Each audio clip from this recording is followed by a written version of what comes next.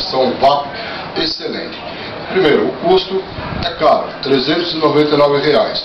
Depois de usar 4, 5, 6 vezes no máximo, a utilidade que você tem para ela é uma só.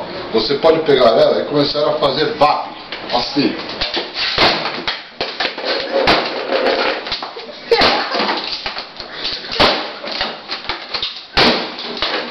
Como você pode ver, ela é muito resistente. A lâmpada.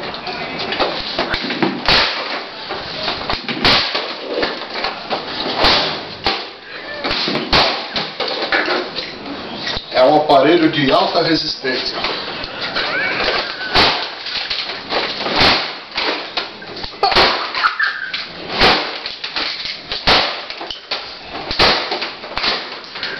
É a única utilidade que você tem.